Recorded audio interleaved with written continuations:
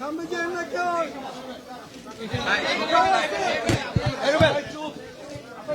ঠিক জানি না কেন আমাকে নিয়ে যাওয়া হচ্ছে। যেহেতু আমার এখানে প্রশাসন এসেছে এবং ওনারা বলেছে যে আমার বিরুদ্ধে ওয়ারেন্ট ইস্যু করা হয়েছে, যদিও তারা আমাকে ওয়ারেন্ট ইস্যুটা দেখাতে পারে নাই, কিন্তু আমি আইনের প্রতি শ্রদ্ধাশীল হয়ে আমি তাদের সাথে যাচ্ছি। আমি দুঃখ প্রকাশ করছি যে তারা রাত্রেবেলা এসেছে, আমি রাত্রেবেলা বেরোতে চাই নাই, তারা সারা রাত আমার এখানে ছিল প্রশাসনের লোকজন, এই জন্য আমি দুঃখ প্রকাশ করছি যে আমি ওনাদের কষ্ট দিয়েছি।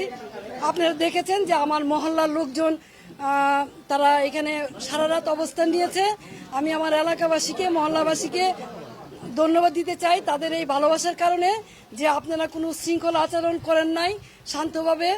আমি আপনাদেরই সন্তান, আপনাদেরই মেয়ে, আপনারা আমার প্রতি যে শ্রদ্ধা, ভালোবাসা, সম্মান দেখিয়েছেন, আমি আজীবন আপনাদের এই ভালোবাসা, শ্রদ্ধা, সম্মান মনে রাখবো। আমার এলাকাবাসী জানেন যে আমি আলী আহমদ চুনকার সন্তান। আমার বাবা সামনের রাজনীতি করেছে, দলমতের ঊর্ধ্বে উঠে রাজনীতি করেছে। আমি আলী আহমদ চুনকার সন্তান। আমার যদি অপরাধ হয়ে থাকে জয় বাংলার, জয় বঙ্গবন্ধু বলার কারণে, তাহলে আমি সেই অপরাধে অপরাধী হতে চাই। এই জন্য যদি আমার বিচার হয় তাহলে বিচার হবে। কিন্তু নারায়ণগঞ্জ শহরে 21 বছর আপনাদেরকে আমি সেবা দিয়েছি, কোনোদিন কেউ বলতে পারবেন না দলের প্রতি আঘাত করেছি অথবা কাউকে আমি কোনো ধরনের বৈষম্য আচরণ করেছি। দলমতের ঊর্ধ্বে উঠে নিজের দলের ভিতরে থেকে তারপরও মানুষের কল্যাণে কাজ করার চেষ্টা করেছি। বিরোধ সত্য, মতভেদের সত্য, এই শহরের নারায়ণগঞ্জবাসীর জন্য এমন কোনো জায়গা নেই যেখানে প্রতিবাদ করি নাই।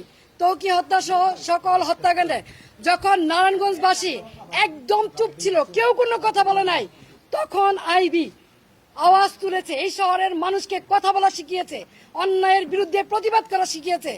আজকে সেই আইবিকে কিসের জুলুমে, কিসের কারণে, কি কারণে গ্রেপ্তার করা হচ্ছে আমি ঠিক জানি না। কিন্তু যেহেতু আমাকে গ্রেপ্তার করা হচ্ছে, আমি নারায়ণগঞ্জবাসীর কাছে একটাই অনুরোধ করব, আপনারা যেভাবে আমার পাশে ছিলেন, আমার পরিবারের পাশে ছিলেন, আমার পাশে থাকবেন। আপনারা সকলেই জানেন 1 মাস হয়নি আমার ছোট ভাই, অত্যন্ত আদরের ছোট ভাই মোহাম্মদ আলী রাজা রিপনকে আমরা হারিয়েছি। আর সেই ভাইয়ের সুখ এখনো বুঝতে পাই নাই। 3টা ছোট ছোট বাচ্চা, নাবালক বাচ্চা, তার মাঝখান দিয়ে আমাকে এইভাবে অ্যারেস্ট করা হলো, যেখানে আমার বড় ভাই নাই, বোন নাই, আমি সবার বড়।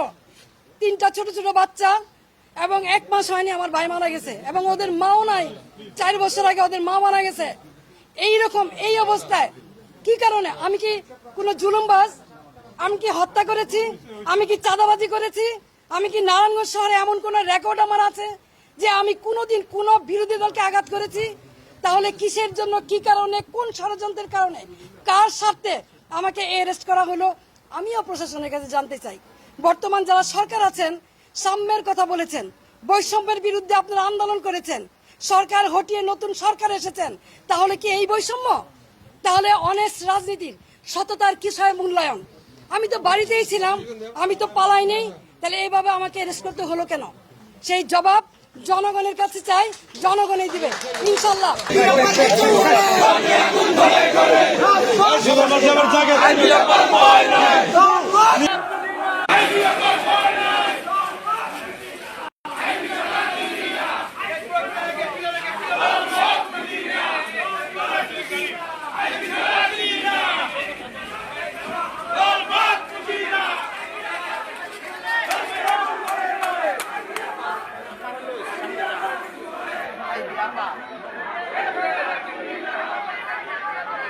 সবাই রাস্তা করে দিয়ে